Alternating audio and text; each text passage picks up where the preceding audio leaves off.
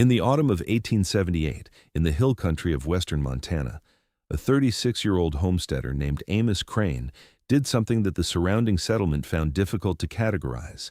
He was dismantling a fort, not building one, not repairing one, taking one apart methodically and deliberately, timber by timber and stone by stone, loading the salvaged material onto his wagon in the gray October light and hauling it the 2 miles back to his claim with the unhurried efficiency of a man working from a plan he has already fully resolved in his mind and has no particular interest in explaining to anyone who happens to be watching. The fort in question was Fort Harlan, an abandoned military outpost that had been decommissioned 8 years earlier, when the Army determined that the strategic situation in the territory no longer justified its maintenance and withdrew its garrison south to a larger installation. What remained was a collection of structures built to military specification on a rise of ground 2 miles northwest of the settlement of Calder Creek. Walls of hand-hewn timber 18 inches thick, roofs of layered split pine and sod engineered to withstand sustained loads, far beyond what any civilian structure in the valley had been designed to carry. Stone foundations set 4 feet into the earth to resist the freeze-thaw cycling of Montana winters with a thoroughness that the civilians who had settled Calder Creek 6 years earlier had neither the resources nor the technical knowledge to replicate in their own construction. The Army had stripped the fort of its equipment and its personnel and left the structures themselves to the elements, which meant they belonged technically to the federal government and practically to nobody, sitting in the October light and weathering slowly on their hill, while the settlement in the valley below went about the business of surviving its 7th winter without giving them a second thought.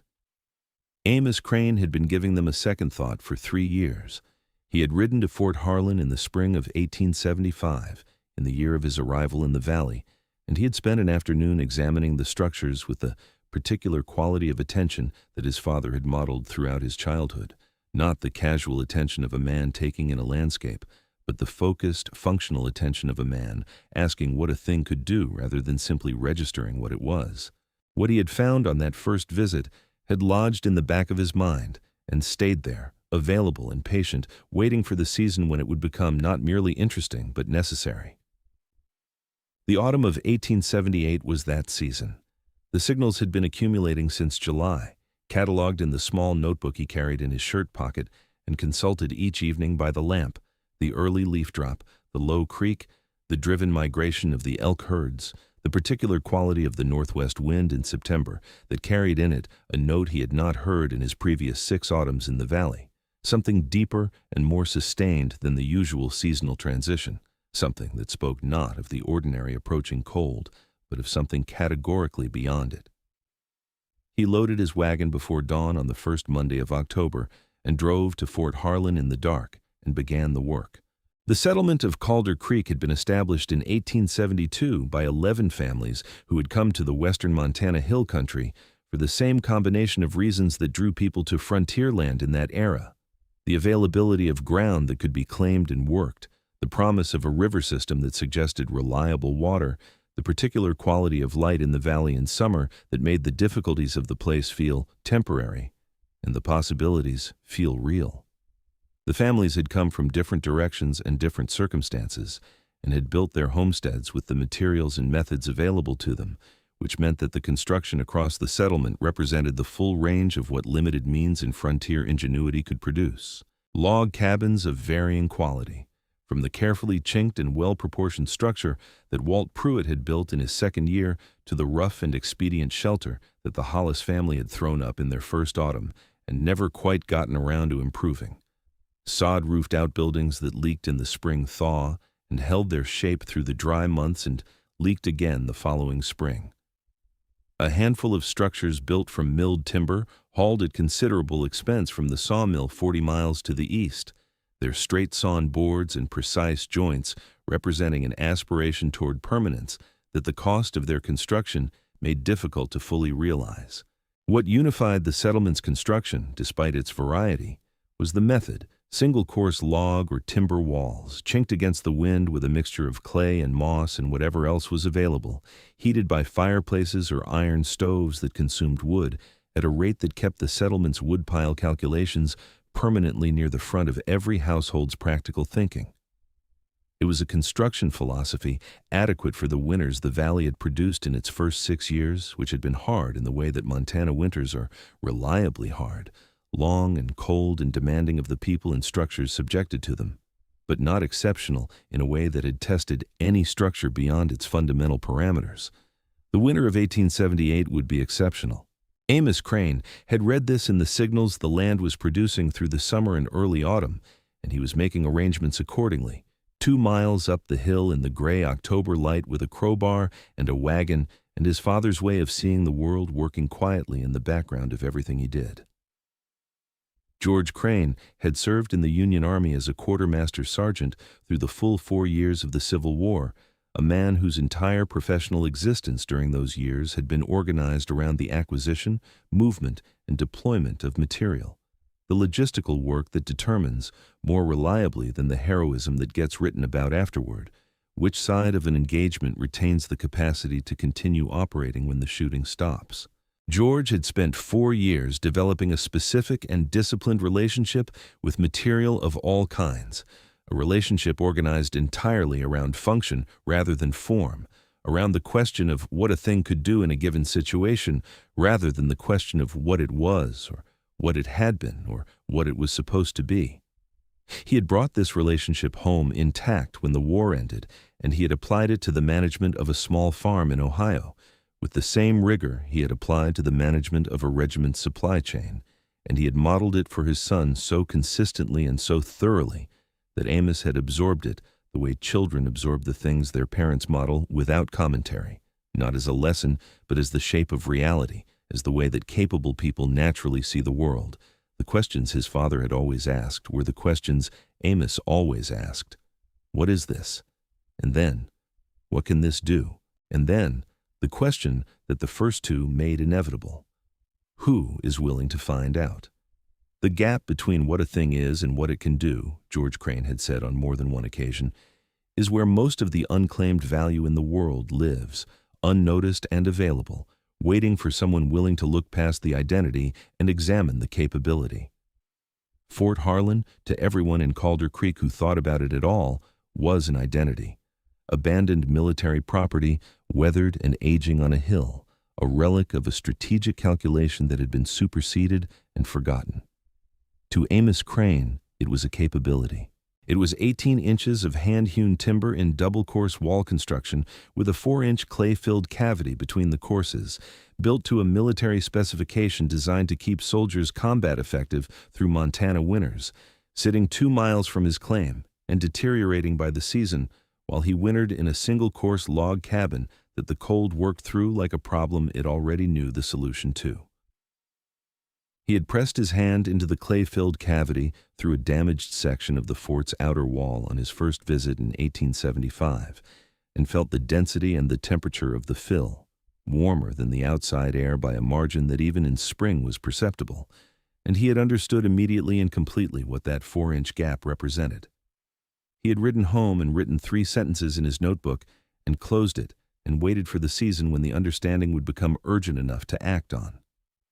He began the dismantling with the secondary storage building, which was the correct place to begin, because its removal would not compromise the structural integrity of the primary barracks building that contained the double-course walls he needed most, and because its roof timbers, though large and heavy, were less critically positioned than the barracks timbers and could be removed without the careful sequencing that the main structure would require. He worked with a crowbar, a timber spike puller he had fabricated from a length of iron rod, a 2-man saw he was operating alone by rigging one handle to a fixed point and working the other himself,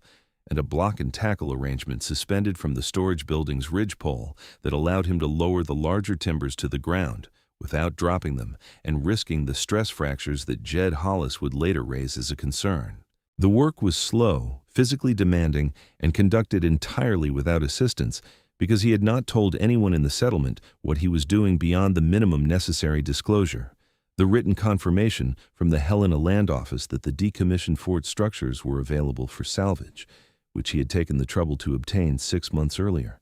and which he carried in his coat pocket on every trip to the fort in the event that someone official should appear and require an explanation.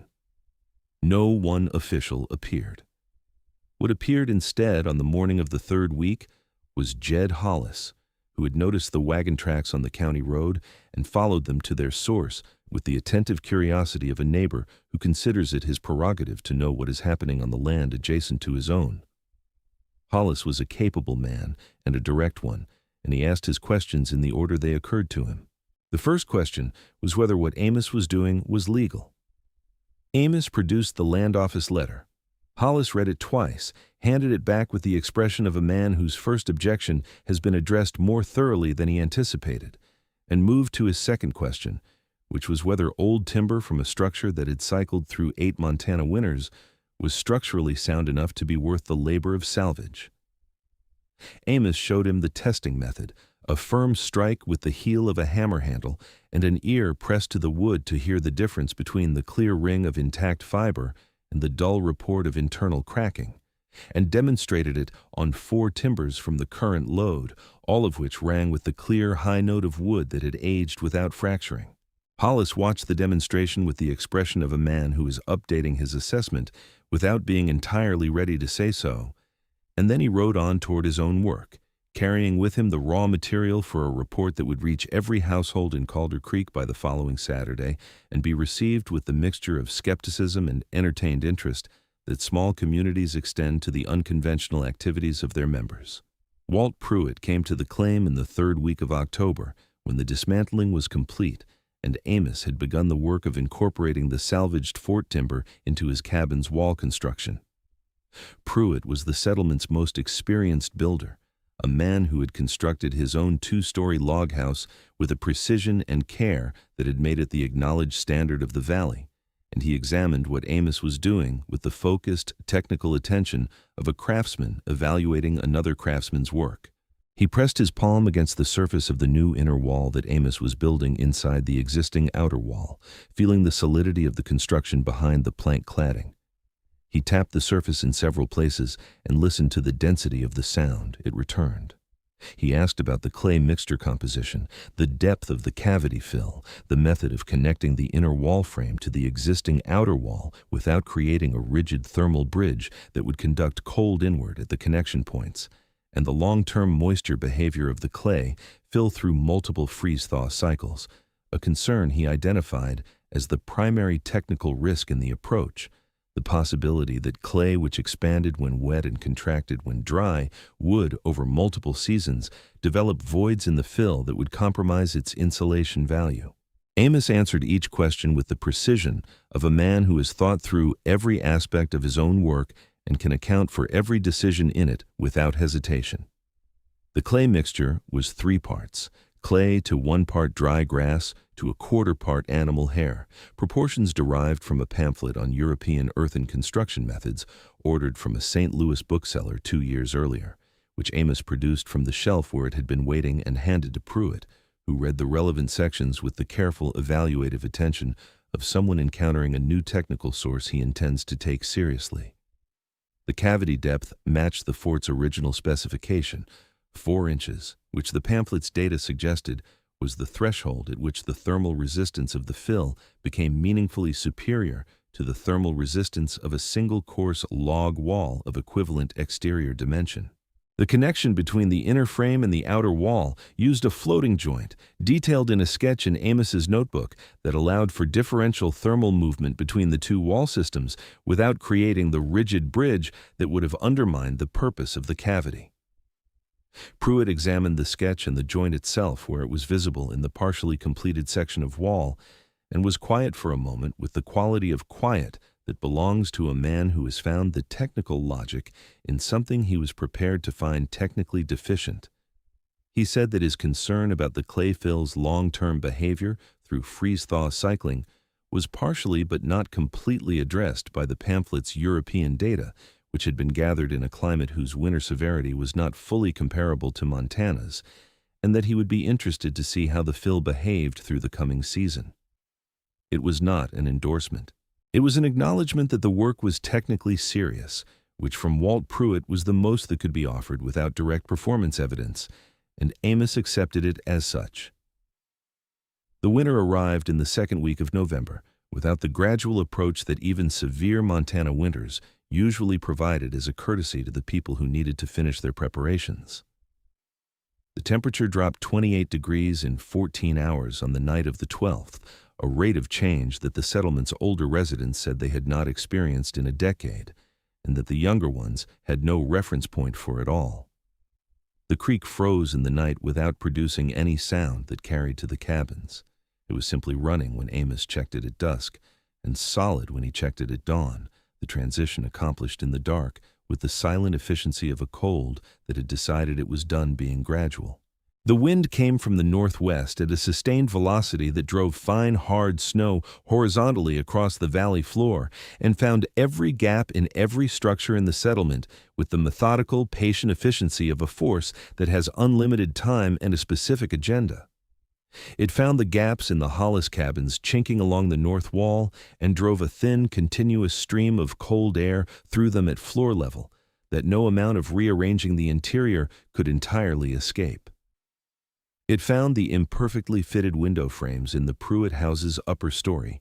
and worked around their edges until the upper rooms were colder than the lower ones by a margin that made them effectively uninhabitable through the worst weeks. It found the gap between the sod roof and the log walls of the Garrett family's outbuilding and enlarged it progressively through the sustained cold until the gap was wide enough to admit not just air, but driven snow, which accumulated in a long drift inside the building along the north wall and did not melt until March. The wind looked for the gaps in Amos Crane's cabin and did not find them, because the inner wall and the outer wall and the 4 inches of compacted clay and grass and animal hair between them presented a continuous dense barrier that the wind's infiltration could not penetrate, and the floating joints at the connection points between the 2 wall systems allowed for the differential thermal movement of the cold without opening the cracks that rigid connections would have produced. The wind moved across the surface of the cabin, found nothing to work with, and continued on to the next structure in the valley where the gaps were more accommodating. Amos lit his fire on the first morning of the sustained freeze and fed it through the day with the attentive, measured rhythm of a man monitoring a system he has invested in and wants to understand fully. What he observed through that first day and through the days that followed as the cold deepened and the wind maintained its pressure on the valley was a quality of warmth in the cabin that 6 winters of previous experience in the unmodified structure had not produced, and that he found himself having to consciously adjust to rather than simply inhabit. It was not the fluctuating warmth of a fire-dependent interior, the familiar cycle of heat near the stove and cold at the walls, and the constant low-level management of a fire that had to be fed frequently to prevent the cabin from cooling to the ambient outside temperature through the long nights. It was something steadier and more substantial and more evenly distributed through the space, a warmth that resided in the walls themselves rather than in the air near the heat source, radiating inward from the clay-filled cavity with a consistency that did not vary dramatically between the peak of the fire's output at midday and the cool of the pre-dawn hours when the fire had been banked for sleep and the outside temperature was at its lowest. He had purchased a small thermometer from a scientific supply catalog the previous spring, specifically to document the wall's thermal performance through the winter, and he took a reading each morning before lighting the fire, recording the number in his notebook with the date and the estimated outside temperature derived from his own extended hand and the behavior of the water in the bucket he kept near the door. The numbers accumulated through November and into December, and through the brutal 10-day stretch in January when the temperature outside dropped below -20,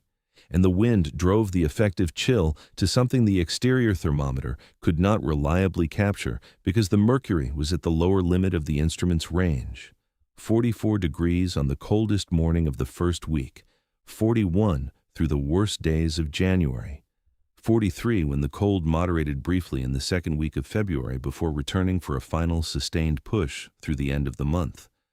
The wall held through every phase of the winter, performing not at the edge of its capability but comfortably within it, the clay fill maintaining its density and its thermal resistance through freeze-thaw cycling that had exceeded the severity of anything the European pamphlet's data had been gathered in. Pruitt's concern about the fill's long-term behavior had been legitimate and had been answered by the winter itself, which had subjected the material to conditions more demanding than any laboratory test could have produced, and found it sound. The settlement of Calder Creek paid for its inadequate insulation through the winter of 1878 in the currency that frontier winters always use for such transactions: firewood, livestock condition, physical exhaustion, and the particular grinding toll of sustained cold on people who are fighting it rather than managing it. Jed Hollis burned through his entire winter woodpile on the 24th of January, a date he would remember with the precision that genuinely painful experiences produce in the memory, and spent the final weeks of the hard, cold, burning furniture and fence rails and the timber frame of his smokehouse to maintain a survivable temperature in a cabin that was conducting the outside cold inward faster than any reasonable fire could compensate for. He did not lose any family members to the cold, which was the only outcome that mattered in the absolute sense, but the cost of the winter was written across every dimension of his spring. Depleted food stores, livestock that had lost condition through weeks of inadequate shelter, a smokehouse to rebuild from scratch, and the particular exhaustion of people who have spent 2 months in a cold that was always marginally winning the argument regardless of how much fuel they fed the fire. Walt Pruitt's 2-story house, the finest structure in the settlement, performed better than most, but revealed through the winter a weakness that its reputation had not suggested. The upper story became effectively uninhabitable through the 3 worst weeks. The single-course log walls without insulation, Phil conducting the cold inward so efficiently that the temperature in the upper rooms dropped below freezing during the worst nights, regardless of what the fireplace on the ground floor was producing, and the Pruitt family spent those weeks compressed into the lower story with a density of occupation that was uncomfortable but survivable. 3 of the settlement's smaller cabins required emergency repair during the winter when the sustained cold caused their chinking to contract and crack, opening gaps in the wall fabric that the wind found and used. 2 families spent portions of the winter as guests in other households because their own structures had become too cold to occupy safely with the fuel available to them. The settlement as a whole consumed more firewood through the winter of 1878 than in any previous season, and the consumption did not produce proportional results in terms of interior temperatures,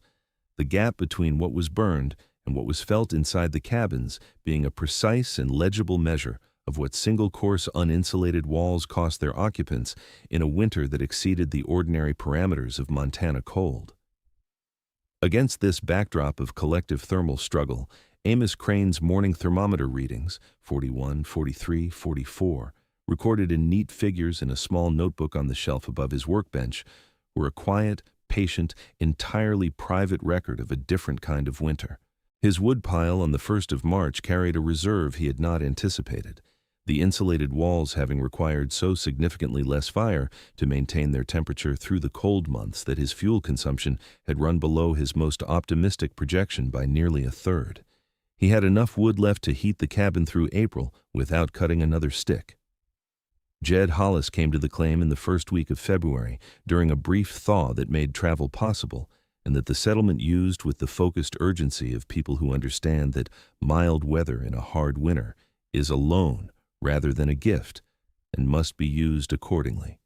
He arrived without announcement in the mid-morning and stood in the cabin for a while without saying much, pressing his hands against the interior wall surfaces in several places, feeling the warmth that resided in the clay-filled cavity even in the relative cool of an unheated room. He asked to see the temperature notebook and read through the January entries with the careful, unrepeating attention of a man who is reading a document that changes the way he understands a situation he thought he already understood.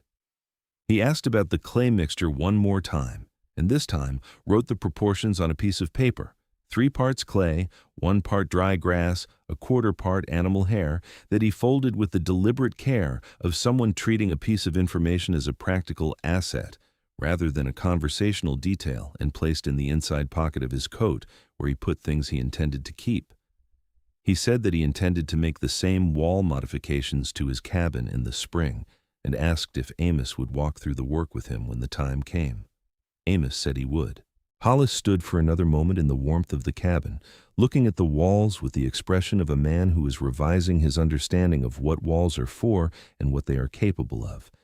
and then he put his hat on and went back out into the February cold without the extended conversation that the situation might in other circumstances have warranted.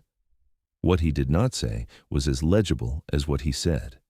He did not apologize for his October skepticism. He did not offer a retrospective endorsement of the approach he had questioned.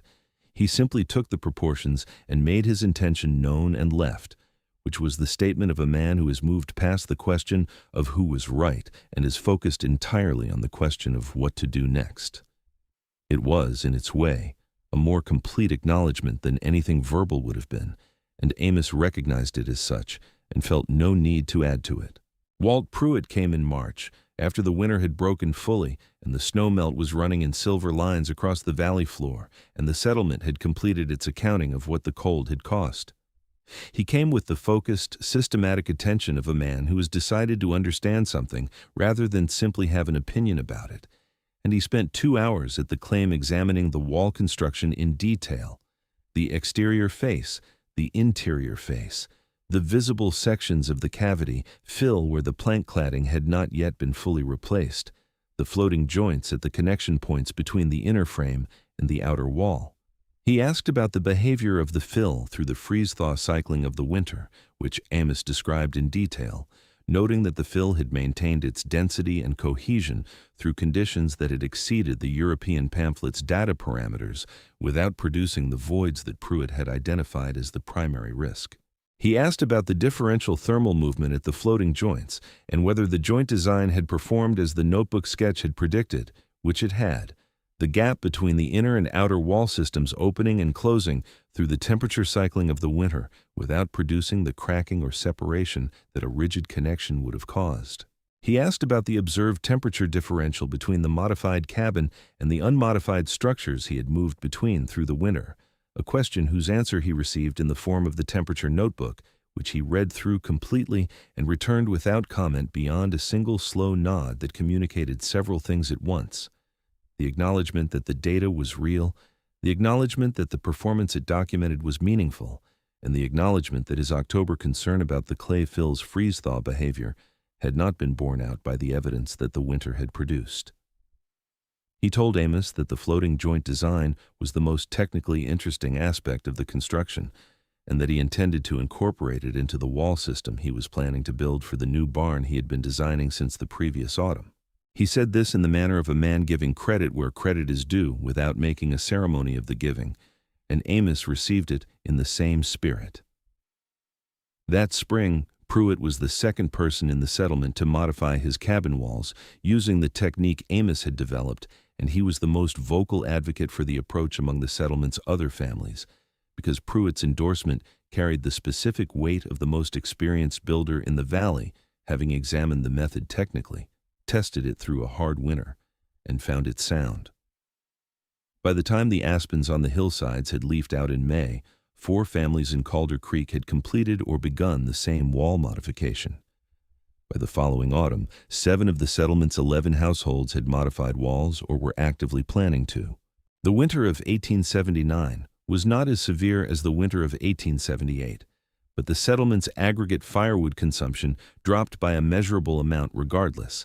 and the families in the modified cabins reported a quality of winter that their previous seasons in the same structures had not produced, not dramatically different, not miraculous, but consistently warmer and less effortful and less anxious in the particular way that adequate insulation removes the low-level anxiety of people who are never quite certain whether their fire in their woodpile will be enough to carry them through to morning. What Amos Crane understood, standing in his cabin in the March thaw of 1879 with his temperature notebook in his hand and the winter's record laid out across its pages, in the careful, unadorned figures of a man who takes data seriously and lets it speak without embellishment, was something his father had lived by so consistently and so completely that it had never needed to be stated as a principle, because it was simply the way George Crane moved through the world, the lens through which he looked at everything and found in it more than other people saw.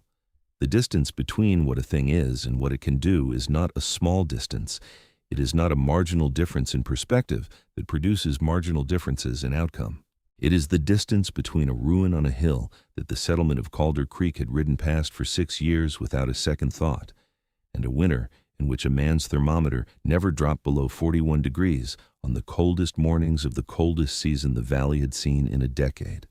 It is the distance between Fort Harlan as an identity, abandoned, weathered, belonging to no one and serving nothing, and Fort Harlan as a capability, the highest specification insulated wall construction within 2 miles, available for the labor of salvage and the discipline of application.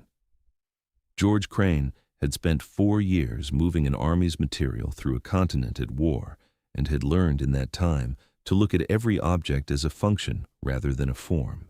and he had brought that way of looking home and lived it in the presence of his son until it became, for the son, simply the way that capable people naturally see. Amos had not invented anything. He had not discovered a new principle or developed a new material or conceived a new approach to the problem of insulating a frontier cabin against a Montana winter. He had looked at a thing that everyone else had identified and dismissed, and he had asked the second question, not what is this, but what can this do? And then he had done the work that the answer required, alone and in advance of any validation, and before the winter arrived to make the question urgent. The fort had not saved his winter. His father's way of seeing had saved it. The fort was what that way of seeing had found when it looked at the hill country of western Montana with the questions that his father had always asked, and the temperature notebook was the record of what those questions, asked and answered and acted upon in the ordinary time before the extraordinary one arrived, had been worth to the man who had learned to ask them. If this story stayed with you, consider subscribing. A new frontier story arrives every week, and none of them end the way you expect. This is a work of fiction. The characters, settlement, and events depicted in this story are entirely imaginary and created for the purpose of storytelling. Any resemblance to real persons or historical events is coincidental.